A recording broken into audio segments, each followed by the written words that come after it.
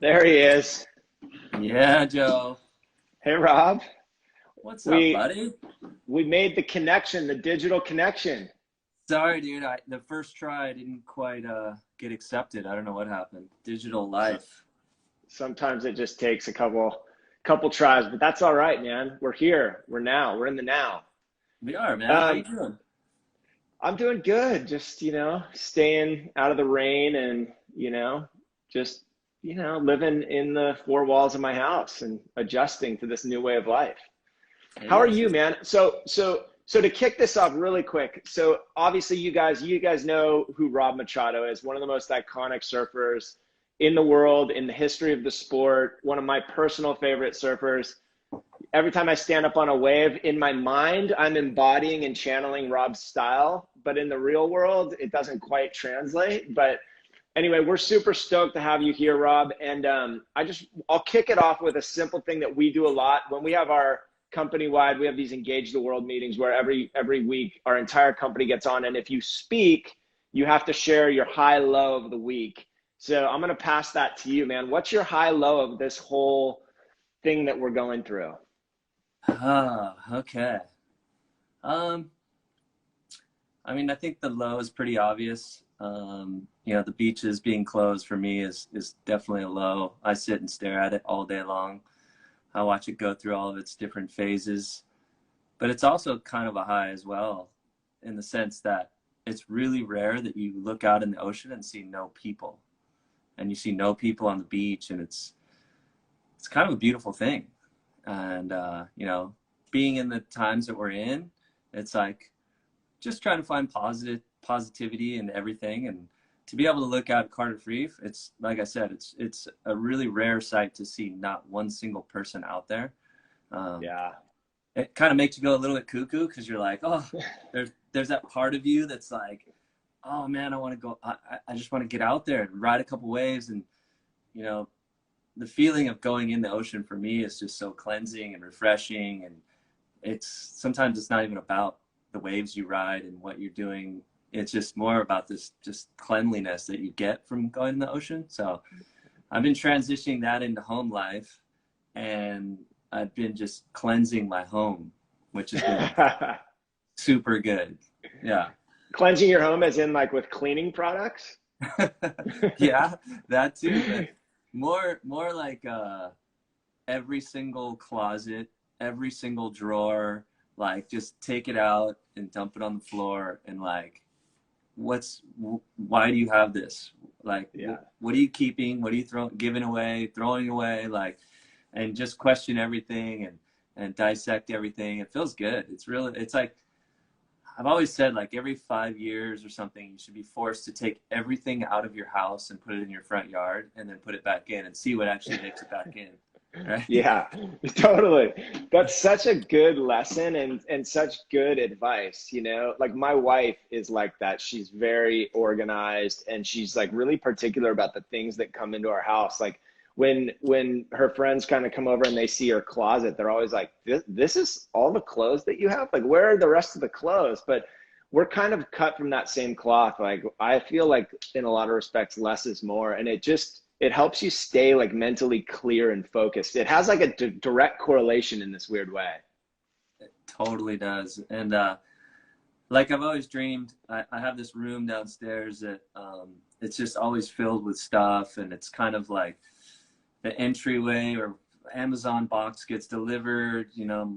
My dog loves to tear up cardboard boxes, and stuff just piles up, and I've cleared it out and turned it into like this very like Zen area where I can just lay out my yoga mat, and I can do some stretching, I can do yoga, I can do whatever. I can do a Yeah. workout, and the sun shines through the window, and I've just all of a sudden like learned how to appreciate this room in my house that has Yeah. just been overrun with chaos, you know? Totally. So Totally.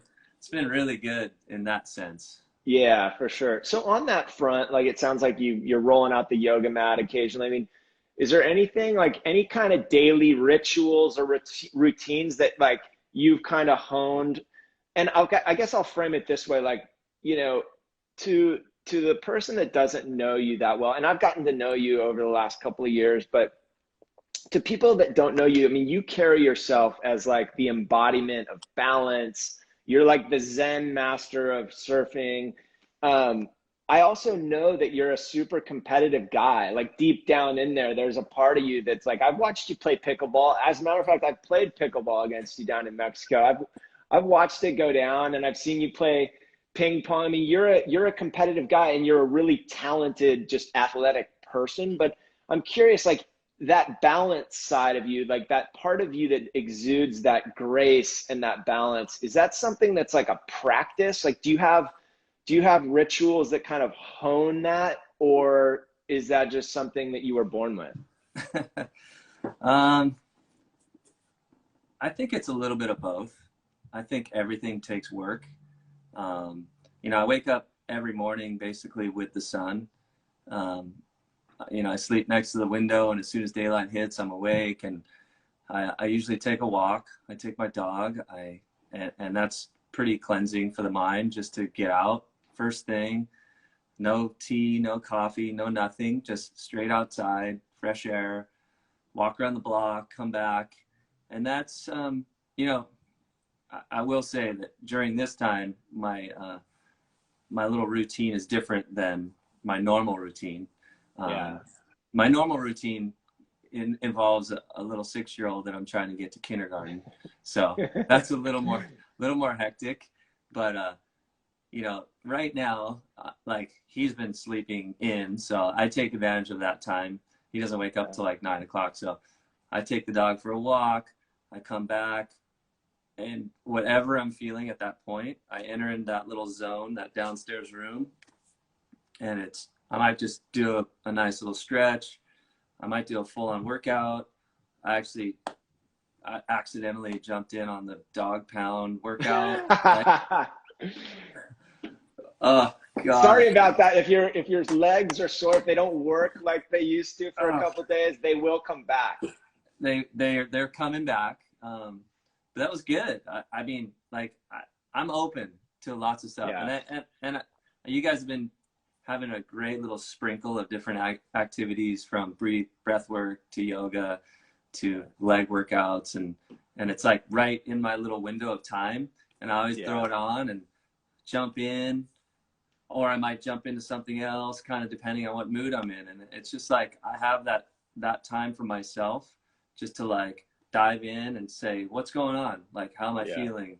Where's my body at? Like, what needs work? What needs to get me to where that when my 6-year-old jumps up and is like, Dad, over here, check this out, that I'm just like fully engaged, and I'm not thinking about like, oh, what did I miss for me? It's kind of, that's like a little bit of me time. Yeah, so. For sure. I mean, it's crazy. You know, every mentor that I've had that's ran a successful business that, you know, gets busy, you start getting into this routine of like waking up, and you've got too many emails that you can't respond to, and you've got too many things to respond to. I just feel like if you can be disciplined about not going straight to the phone right when you wake up, and find that time to go for a walk with the dog, or just stretch, or sit for a moment, or breathe, or whatever it is, like even if it's just 20 minutes, it can kind of like reshape the rest of your day.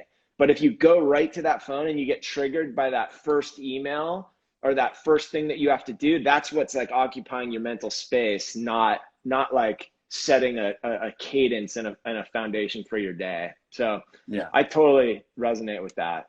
Yeah, it's a vortex. You got to be careful. The vortex, like it'll suck you in, man. It's pretty heavy. But I totally agree. You gotta kind of, I think back to the days when it was like when I traveled and I had like my phone line, and I'd have to find a phone jack to plug in to dial up internet. And it was like you set aside a time to go and like do your emails, right? And that was it. You logged in and you like did all your emails as fast as you could, and then you logged off and you're like, oh cool, I'm done. And you close your computer until 3 hours later, or 6 hours later, or the next day sometimes. Totally. You know? Yeah. So I miss those times. We're all pretty accessible these days. It's kind of wild. We are. I know it is. So I want to talk to you a little bit about resiliency and adversity. You know, Rob, for those of you who have watched the Momentum Generation documentary, or you've watched Rob's film, The Drifter, you kind of can like tune in. I'm not going to get into any specifics, but you know, just like like everybody is going through kind of a crazy time right now, right? So whether it's a personal health thing, you've lost your job, your business has been completely upended, literally in the matter of weeks, like we're relearning how to live our lives. And you know, it's requiring a tremendous amount of resiliency, whether you kind of whether you know it consciously or it's just a subconscious thing. Like yesterday, I kind of just hit a wall and I realized like, man, this thing is like a lot more emotionally draining on me than I think it is. I think I'm kind of just doing a good job and getting through it, but it's definitely taking a toll. So I'm curious, like going back, you know, like thinking about your career, you were born and bred a competitive surfer, right? Like you came up through the ranks and then you were competitive on a world stage, competing for world titles, you know, again, one of the best surfers ever. All of a sudden there's this kind of off year where September 11th happens. You injure yourself. You don't get to surf in a lot of competitions. You're having a kid and so you're not on tour as often. And there's this thing called a wild card. The next year you come back and you don't get that wild card for a kind of a crazy reason. And then all of a sudden your main sponsor just like goes bankrupt and you lose your sponsorship, and all of a sudden, so everything you knew in your life building up to this point is just kind of gone all of a sudden, and you're about to bring kind of a new life into the world. Like that is adversity, and that's requires tremendous resiliency. I'd love to just kind of get your comment on like what have you taken from that, or anything you could pass along to our community, having lived through that. That was, yeah, 2001 for me was a intense year. Like you mentioned, I basically missed events. I was injured. My daughter was being born in November of that year, and we had some pregnancy difficulties, which kind of made me miss an event or two. And then 9/11 happened. The back half of the tour was canceled. My daughter was born in November, and I couldn't even go to Hawaii for the event there, which is where they voted on the wild card. So after that, I missed the wild card spot. And come January, my main sponsor, Gotcha, declared bankruptcy, and I was all of a sudden kind of just like left hanging. I wasn't on tour anymore. I was either going to have to go on the QS, which I had a lot of built up anger, just the way the whole wildcard thing went down. I felt like I was surfing, like, I felt like I was at like the peak of my abilities at that time. The year prior, in 2000, I finished third on the tour, and I won the Pipe Masters that year. And like I was like coming into 2001, I was like, okay, cool. I felt like I finally settled into a place, and I'd found like a really good balance and a really good rhythm on how to compete. And but I do remember being in Hawaii when that wild card situation happened, and I was with my dad, and I was so shocked. Like I was beside myself. I couldn't like, and I remember he came up to me and he's like, you know, something good's going to come out of this. You know that, right? And I looked at him like, I can't see how anything good can come out of this. Like, I have no idea what you're talking about. Like I was like almost pissed at him. I was like, how can you even say that? Like my whole life, everything I've worked for as a competitive surfer, like to get to this point just got stripped away from me. And I was like, I don't see anything good, or how anything good possibly. It's not possible. And he was right. And I think, you know, it took time for me to find the good, and it took time to get to that place. But it made me realize that I had been in this competitive structure and for my whole life as a surfer, like from the moment I started surfing, I started competing like within a year of learning how to surf. So like from there to dropping off tour, it was just contest, contest, contest, contest. It was like, so I never really understood what it was like to be out of that cycle, like out of that I called it a rut. Like you're almost like stuck in a rut because you were so focused. Being on tour requires you to be just intensely focused on your craft, rightfully so, right? It's like you have to be constantly analyzing, like, what do the judges want to see, like perfecting your boards, take care of your body, planning your travel, like rental car, where are you going to stay? I need wetsuits for this place because it's cold. I need, you know, bigger boards for this wave because the waves are going to be big. You know, it's like you're juggling like so many things. And now all of a sudden that was all removed. And I had this, like, the way I put it is kind of like, it's like they used to send us a schedule every year, the ASP or the WSL is now. And it was just this list of contests, like top to bottom. There was like, I don't know, 50 contests from QS to CT. And now all of a sudden somebody handed me a piece of paper and it was blank. And it was like, what are you going to do with it? Like, you can start. Like, you can start from right here. You can draw your own schedule, your own picture. What is it going to look like? And that's kind of a daunting task when it's been, like, when it's handed that quickly in front of you and you've got these emotions inside and you're like, what am I going to do? Like, I still want to compete because I feel like I'm competitive, but I've got this anger towards the tour because of the way stuff went down, and I just didn't. It was a challenging time for me. So what ended up happening is that I kept competing in just like a few select events for the next like 5 or 6 years, and I was just wild card here. I would surf a trials event. I'd do this, a QS, like a couple things here and there. And then finally in 2006, that was like my last year that I competed. And I ended up, I think really the last event that I surfed in was the US Open. And I won it in 2006. And then the next year when I came back to surf it in 2007, I broke my ankle. And that was that's what set me off on a completely different course. Was when I got injured, because then I had to sit down again, you know, at a time of like, you're grounded. I had a broken ankle. I was like, what am I going to do after this? Like, what am I really doing? Like, why am I surfing these contests? And like, I'm not trying to get on tour, but I'm still competing. Like, I'm kind of like half in, half out. Yeah.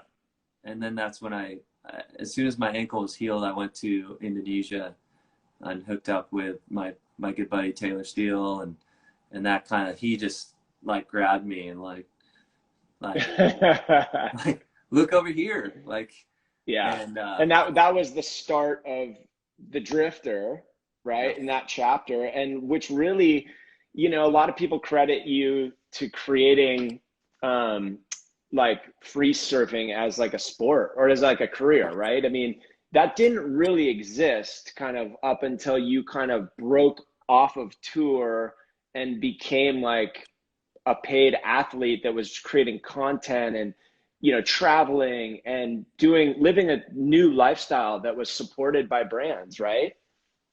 Yeah, it was, I mean, there was a few guys who had done it prior to me, you know, but I don't think the world was ready for it at like my time. Just when I did it, it was kind of when the whole digital age kind of really started to kick in and ramp up, and it was like things were more visible. You know, before that it was magazines and movies, and you had to wait for things to come out, and there was these big time lapses. But I think the timing of me doing that around, you know, it was 2007, 2008. And onward was kind of just where everything kind of started to really ramp up. Yeah, cool. So quickly, like, entertain me for a sec on this subject of like competition in surfing, right? Because, you know, on one hand, like what I think draws all of us to the sport is like the fact that it kind of puts you into this incredible flow state, right? It's like it gets us out of our minds and we're connected and integrated with nature. And there's something just super healing and incredibly therapeutic about the ocean. And then on the other hand, you have competition, and you think about that being really heady and mental, counting wave scores, like trying to beat people that, you know, on the tour, like especially as it was portrayed in the Momentum generation, like a lot of these people are your friends that you kind of grew up with, right? And now you're like, you guys are trying to take each other down on the tour. Like, it feels to me like, of all sports, right? And you could make the same argument for skiing or mountain biking or whatever, but like with these individual sports, surfing seems to be the one where there's the biggest debate around, like, do the two really like go together well? And I, as somebody who's kind of got like this more balanced kind of like, and especially somebody who's being credited for being one of like the soul surfers of our time, like how did those two worlds kind of collide for you? And like, do you feel like the two kind of are a good fit? Oh man, that for me was one of the biggest challenges. Was learning how to find that balance. You know, I mean, like to your point, like I think if you ask the population of the surfing world, if you asked everyone like, who wants to put on a jersey and go surf in a contest, I think probably 99% of people don't really care to do that. You know, I think a lot of those same people will tune in and watch the contests because they appreciate amazing surfing and they want to see the best surfers in the world surf great waves and so on and so forth. But I think the reason we surf is because, like what you're talking about, it's refreshing, it's cleansing, it's purifying, like, and to paddle out with 3 or 4 of your buddies, to find your own little peak, to ride a couple waves, like that's why we do it. And so, you know, I struggled for a long time because I started competing so young, and it was like all you thought about was competing all the time. Like even free surfs, there was never a fun free surf. It was like still having this competitiveness and this anger of like trying to like learn how to do a new maneuver or a trick or whatever, right? And it wasn't until I got on tour, and I will say too, the other thing, when you're young, and like for me, growing up in this area, I was, you know, I was doing really well every contest. I was winning trophies. I had this wall of trophies in my room, you know, and it was just like, oh, every weekend, another trophy, another trophy. It was like, you're doing well, you're winning a lot, and you feel great. And as you progress up through the echelon of surfing and you get to these higher levels, you don't win as much. And you have to learn how to lose, and you have to learn how to deal with that. And so I had to develop like these two like personalities almost, right? Of like, okay, there's a competitive side of me, which is there, and you're right. Like, throw me on a pickleball court, a ping pong table. Like, you ask anyone, you ask Kelly and Taylor Knox, like, yeah, I'm gonna put on that like that mindset of like, let's go out and like let's play, let's be competitive and go at it. But you know, I give the Australians a lot of credit.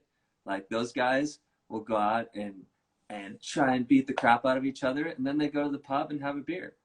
Like, you got to give them a lot of credit. So I had to kind of do something similar, whereas like I discovered that surfing was going to be with me forever. It was going to be like something I did for the rest of my life, for enjoyment, for freedom, for, you know, just all the reasons. But if I'm going to compete, like at this is only a small part of my life, like I'm going to do it full on. And I need to learn how to have both of those worlds, right? So it's like every time I put on a jersey, I got to go into that mindset of like, I'm going to go out there, and you're not really competing against the other guy directly. You're in the water at the same time, but it's really about you. You know, it's like, I'm going to go out there. I'm going to try and get the 2 best waves I can get, not make mistakes, focus, surf as hard as you can, get back to the beach. And as soon as that jersey comes off, that's it, man. You like wring it out, hand it back to the beach marshal, and you're like, I'm out. Like, Yeah. now I can step back. I can look at what I did in my heat. I can analyze what the positives, the negatives. I can learn from it. But now I want to like drive up the coast and go for a surf and like wash all that off and be like, Yeah. okay, cool. Like I It's am just a amazing. surfer, It's a right? That's amazing. It's like the same thing that like kind of might get you into that headspace is kind of the same thing that like gets you out of that headspace by just going up the road a little bit and having that session where you're not in that competitive mindset. It's very unique in that way. I'd It was, imagine. no, it was very enlightening, like really figuring that out and like going into that world. Um, like being able to learn how to do that was like, it was something that I remember when like that light bulb went off. I was like, wow, this is amazing. I just figured this out. Like Yeah. I don't have to be stuck in this competitive world all the time. Like I don't have to like just my life doesn't need to revolve around it. I can focus and I can devote time and energy to it. My preparation as well, like be very prepared for events, show up, do your thing. And then when you leave that event or you leave that day or whatever it is, like to go back and be normal, you know? Yeah. And I, I think I think that okay. Go ahead. I tell the story in The Drifter, and it's a story, and this comes from my dad again. And I just won the OP Junior. It was in like 1990 or 91, and we were driving home from Huntington Beach, and we were in our motorhome, and I had like this giant trophy sitting next to me, and he's in the driver's seat, driving down PCH, and we pulled up at a stoplight, and there's a car next to us, and he goes, "Hey, see that car next to us?" I go, "Yeah." He goes, "Do you think anyone in that car cares that you just won that contest?" And I kind of looked over, and it was just a group of people that definitely weren't at the beach probably. And I was like, no. Like, there's part of me in my mind like, what is he talking about? You know?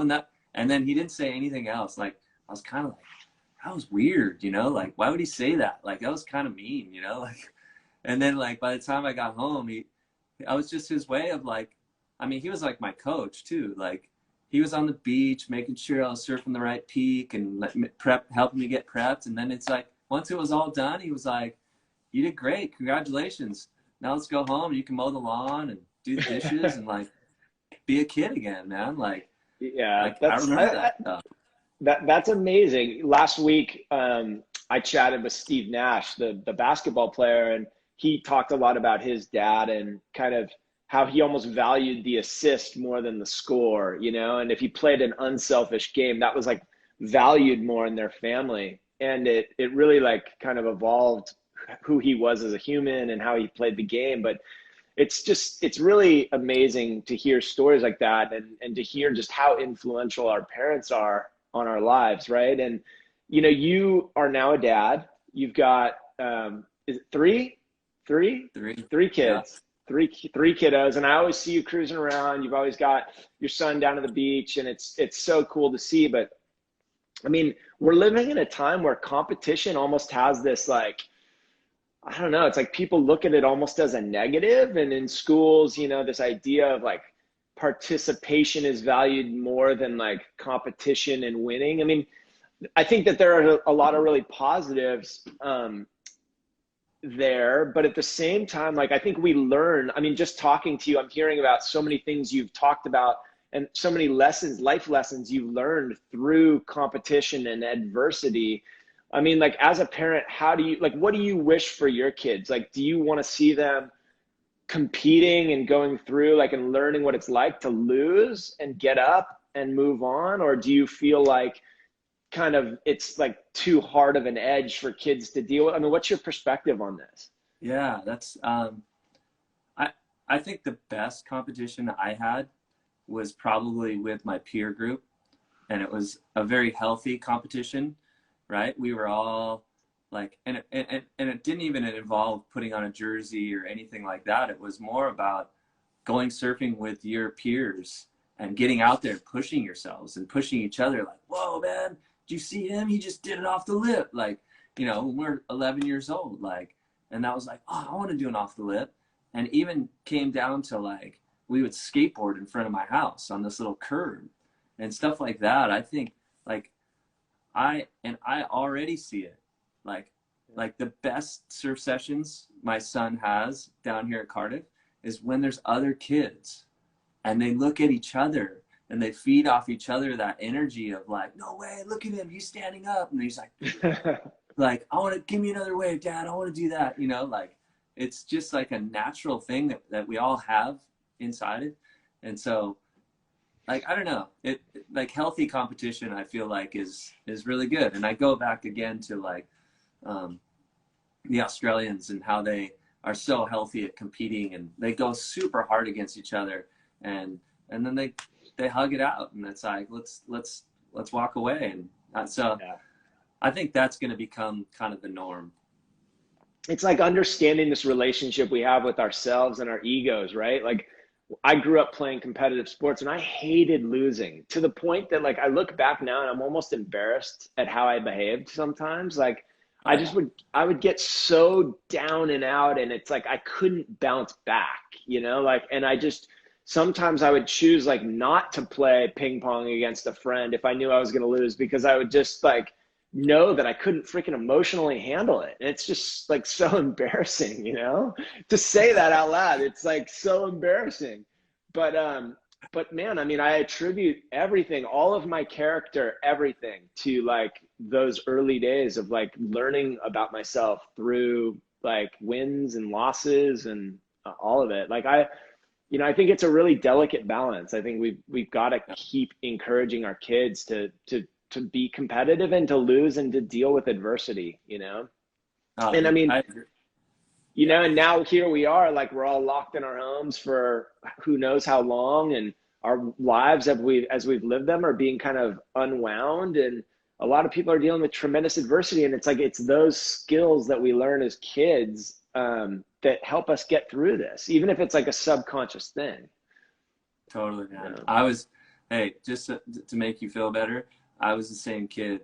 Like, I remember playing tennis, and I used to, I mean, this is going to date me, but I had wood rackets, you know, when I was a little kid on the tennis court, man. And I remember like losing to like, it was always the time when you're like, oh, I got to play that guy. Cool. I'm better than him. I can beat him. And then he beats you. And you just spin out, and you're just like, and I remember smashing my wood rackets, just like squaring, they're just square at the bottom, just like, good. Like, and it was, I know, man, I was the same way. Like, it really affected me as a kid, and I don't know how I learned how to get through it and like deal with it differently, you know, but I did. And I agree with you. I think it's something that like, it teaches you so much, like life lessons, and I don't know, patience and understanding of your own self. And I see it with my son already. Like, we start playing games, and if he loses, he gets mad and like throws his paddle across the room. And I'm like, bro, it's just a game. Yeah, you know? Totally. But then you let your kid win all the time? Is that good? Yeah, 100%. The things we deal with as parents today, man, it's a different world. All right, Rob, so I got to ask you one last question, and then I'm going to kind of turn it over to the Instagram audience. I asked people to jump in with questions, so I want to get to some of those. Okay. But what do you think, we're like, I'm in the business of building a brand. We're not a surf brand. We're very inspired by surf, and we do sell to the surf kind of industry. You know, it's a crazy time, right? Brands are kind of coming and going, and there's a lot of consolidation in the surf industry right now, and the tour is kind of hinging on like one really wealthy person. I mean, what's your take on like the future of professional surfing? It's so unknown right now. Like, I mean, just the surf industry in general. I mean, it was already in a weird place before this happened, and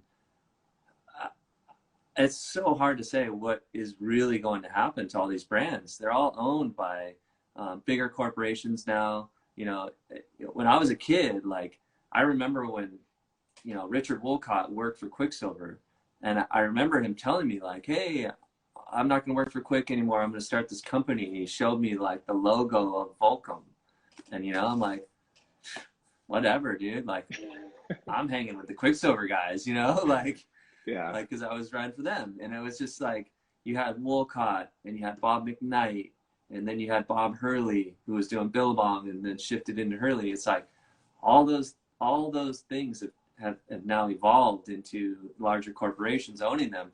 And I think, you know, probably from their perspective, when they bought those companies, they were looking at this growth that these surf brands were having. And now I feel like that growth has just kind of leveled out and maybe even started declining. And they're kind of going, hey, where's our 20% growth that we're looking for? And you know, so what's going to happen to these brands? Are they going to get sold? Are they going to get sold? Are they going to get sold back to kind of the original owners? Stuff like that. I mean, I think, who knows? That I can't answer, but it's in a really interesting place, especially when you sprinkle in, you know, this pandemic on top of that, of what was already happening. With professional surfing and the tour, I think this will be definitely just this whole year is going to be a wash, obviously.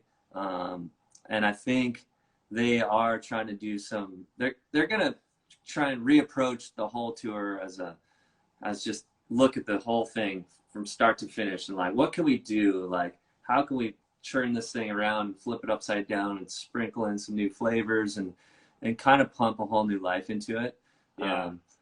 I think that's the direction they could possibly go. I mean, I don't know a whole lot, but I mean, it's in one respect, it's never been more popular, right? I mean, you don't have to go very far from your front door to realize like how many people are in the water, and like surfing is become so accessible to so many. And you could argue that that might be also concurrently like the demise in a way. It's like it's become so mainstream that it's like has it lost its like edge, or you know, that like kind of exclusivity factor that it used to have. But I mean, there's no argument that there's more people that are in love with surfing as ever before, and the Stoke is like something that, you know, anybody that ever gets out on a board feels. And so from that standpoint, it will never go away. It just, to your point, it might kind of evolve or kind of shift a little bit what it looks like.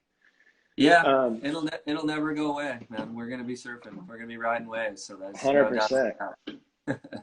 All right, Rob. So here we go. I'm going to get into these questions a little bit and see what we've got here. I'm going to try to, let's see. Yeah, dive in, man.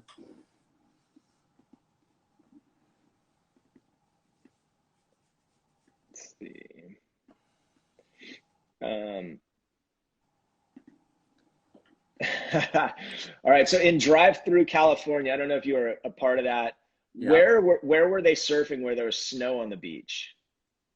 Oh, I want to say that was way up the very, very far northern tip. Is it Eureka that's up there, up like on the border of, like up by Oregon almost? Yeah. I wasn't on that part of the trip, but I was. Oh, you weren't. I waited till they came down to San Diego zone.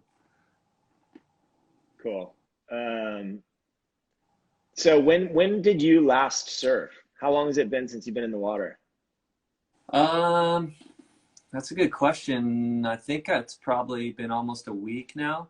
You know, they closed our city beaches first, like the city of Encinitas and Solana Beach. All those beaches got closed to everything, but our state beaches were open. They closed the state beach parking lots, but you could walk down and still surf, and that was cool. And then eventually, it was probably about a week ago that they closed all water activities here. So yeah, it's kind of crazy. I mean, how are you feel? Like, how does that kind of make you feel, like taking that thing that you did almost every day when there was waves, like taking that away? Like, how does that feel? Is this the first time in your life that you've had to go like a long period of time without getting in the water? Yeah, I was explaining it yesterday to my friend. You know, when you see like a fish laying on dry land and they're gasping for their last breath or they're, you know, they're like, like that's what I feel like. Yeah. But you know, I miss it. I miss going in the ocean. Like I said, not necessarily for the whole fact of riding waves, but just for the cleanse that I get. So, but I've been immersing myself into plenty of other activities and just keeping my head busy and, you know, working out more here at the house. You know, I've eliminated surfing. So you just kind of replace it with something else that you feel like keeps you loose and fresh. For sure. I mean, we talk about it all the time on our meetings at Vuori. It's like, hey, now is the time to try something new, right? It's like curiosity that like can lead to so much inspiration in your life, and like just trying to pick up new things. And like my last thing that I got into mountain biking, and I've just become obsessed with it. And it's like brought so much joy into my life. And now it's like, you know, okay, can't leave the house. It's like, what can I learn about that might like get my mind firing in a new way, you know? Totally, man. I got my little office and I got music. I've pulled out like all these old recordings that I recorded in the 90s, and I've been like digitizing stuff that I've found, and just diving into things that you don't ever find time to do. And now you're like, well, I have time. I'm excited. Like, this is the stuff like I knew someday the world would give me time to do these things. Totally. So, here it is. Yeah, I know. And we can come out the other end of this so organized. Our houses are all dialed. You know, it's like we've got things figured out for the next chapter. Yeah. So I wasn't going to ask this one, but this has come up a couple times in the questions. They want us to talk about the high five with Kelly. And, you know, for those that aren't familiar with it, you know, Rob was up for a world title. He was surfing in the Pipe Masters, and he came out of a big spitting barrel, and he had the opportunity to kick out and paddle back out and get priority, which in competitive surfing is like what you want. You want to be in the best position to get the next great wave that comes, right? And instead of like kicking out and paddling out, he cut back, and like Kelly put his arms up and Rob gave him a high five, and then Kelly paddled back out and got priority. Kelly went on to win that heat and win the world title that year. It could have very well been that was Rob's. If Rob would have kicked out and paddled back out, Rob may have won that world title.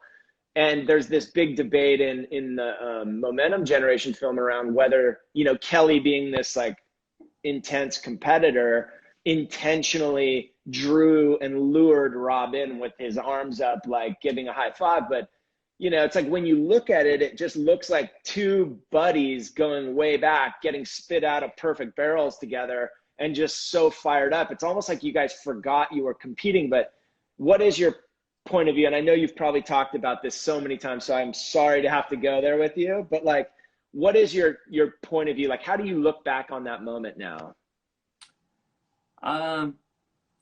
It was a huge turning point in my life. And we already kind of touched on this topic.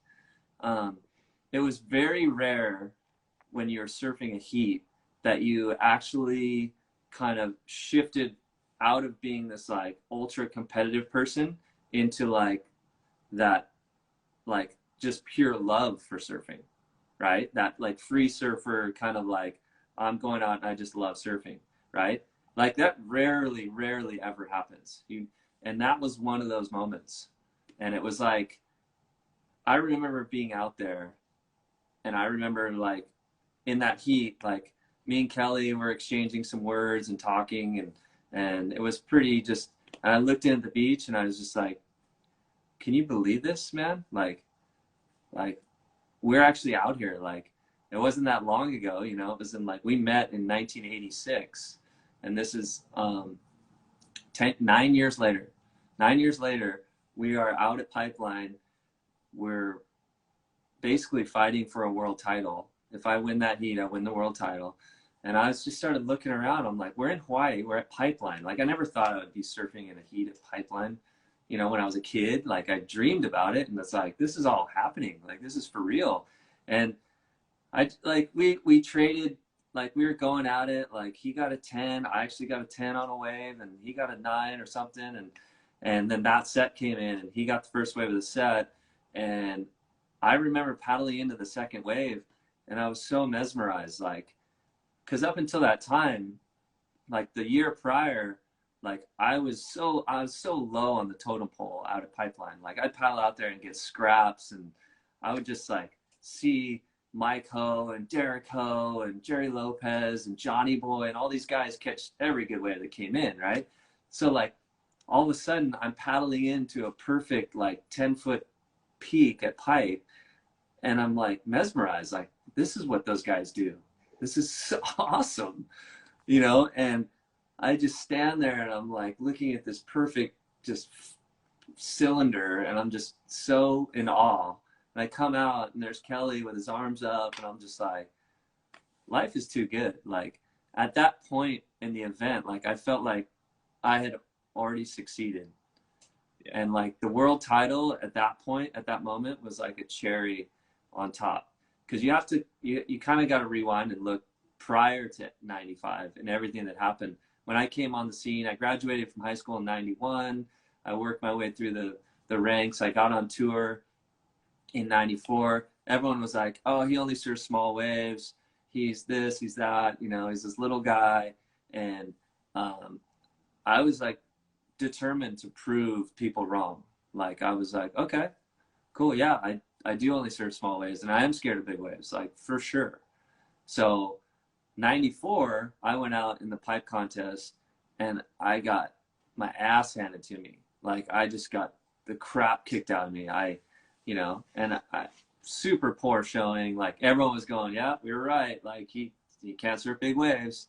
So fast forward 1 year, I come back and I'm in the semifinal, and the waves have been pumping the whole event. And I had worked my way through the whole event. I'd taken out a couple guys from Hawaii, and I'm just like, I'm already winning. Like I won in my mind. Like this is such like, it's such a huge step for me in my life, and succeeding and overcoming all this fear of, you know, being surfing in Hawaii and big waves, and like that was kind of it. It kind of like it led me down this path, and that, like I said, now going back to like the taste of being a free surfer while I was competing and kind of meshing those together, I was like, wow, that felt pretty good. Yeah. Yeah. Dude, it was such an incredible moment. And what's just so cool is like you've lived through so much, but I feel like your story in a lot of ways is kind of just getting written for the first time. I mean, it's like the future, you know, at least from my peripheral or my view, is like your future looks so bright. You've got this incredible foundation. You've got an incredible family. So like, what is the next kind of chapter? Like, what is like, if you're in 25 years looking back, like, what does the ideal next chapter look like for you? Gosh, that's a great question. You know, I look at guys, and I've always looked at guys like Jerry Lopez growing up, just the way he lives, and the way he goes about life, what he chooses to, you know, kind of engage in, and projects and stuff like that. It's just working on great projects that I can find. You know, health and wellness for me is huge as we get into our 40s and onward. The body needs a lot more maintenance, and we need to pay more attention to like what we put in our bodies, how we're taking care of our bodies, how we're being active, and what sports we choose. You know, and like you said, it's like diving into other activities, like, you know, like cross training, doing different things. We just got to be like, you can't get stagnant. You can't really just let the body kind of be too static for too long. So it's fun.